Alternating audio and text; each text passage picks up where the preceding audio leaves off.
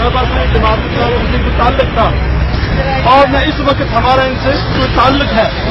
بظاہر یہ لوگ جہاد کا نام لیتے ہیں لیکن حقیقت میں ان کے مقاصد وہ چندہ جمع کرنا، صدقات اور زکوٰۃ کی رسوم کو ہتھیانا اور ملک میں کسی بھی سیاسی اور دینی جماعت کے باطن خواہ اتنے ورکر نہیں ہیں جتنے ورکر جماعت الدعوہ کے یا لشکر طیبہ کے ہیں.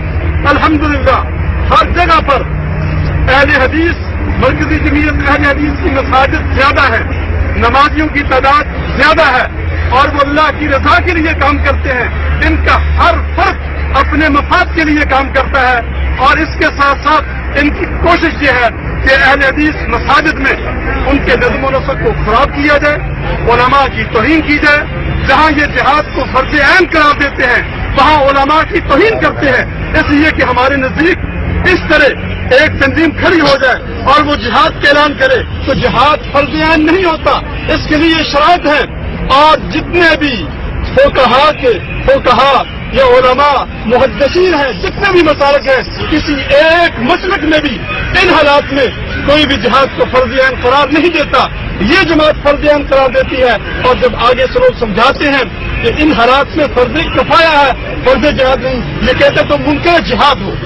علماء کو منکر جہاد کہا جاتا ہے، اہل حدیث کو منکر جہاد کہا جاتا ہے اور پھر ان سے لڑا جاتا ہے، ان کے گریبانوں کو پکڑا جاتا ہے، ان کی توہین کی جاتی ہے، ان کو ممبروں سے نیچے اتارا جاتا ہے.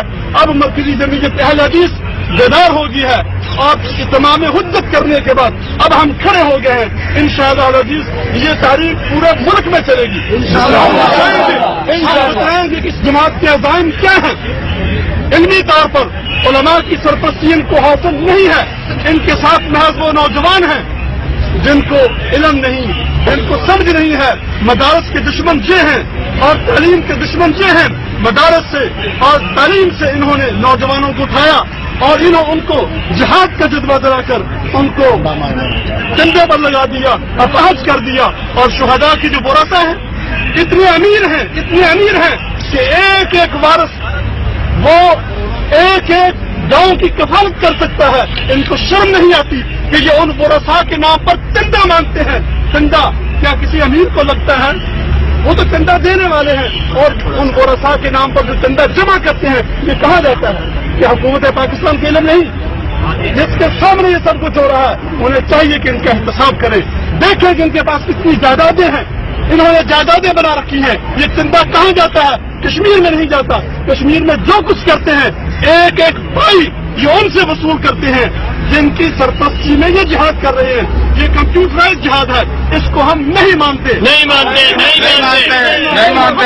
اللہ علیہ السلام نے کیا تھا، ہم اس جہاد کو نہیں مانتے. جہاد کی بنیاد حاصل نہیں. لہذا مرکزی جمعیت اہل حدیث ان سے اعلان برات کرتی ہے. ان کو چاہیے کہ یہ اپنے اس عمل پر، اپنی حرکتوں پر غور کریں. اگر نہیں کریں گے پھر ہماری اور ان کے درمیان کھلی جائے گی.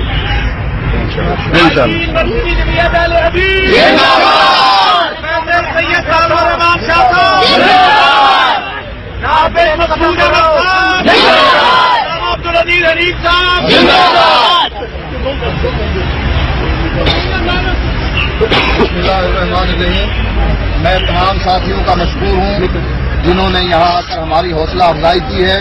یہ بارش کا انشاءاللہ پہلا قطرہ ہے، یہ پہلا پتھر ہے جو ہم نے پانی میں پھینکا ہے. انشاءاللہ اب بھرپور بارش ہوگی.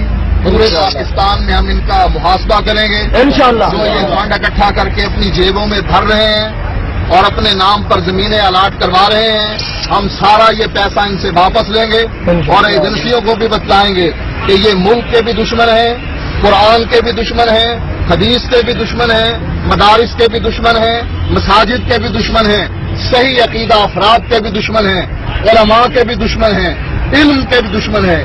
ان دشمنوں کو ہم پاکستان سے نکلوائیں گے انشاءاللہ. جنازے نکلوائیں گے انشاءاللہ. سے لوگوں کو متنفر کروائیں گے انشاءاللہ. حقیقت لوگوں پر واگزار کریں گے انشاءاللہ. ہم ان کا پیچھا کریں گے انشاءاللہ. آپ ہمارا ساتھ دیں گے انشاءاللہ.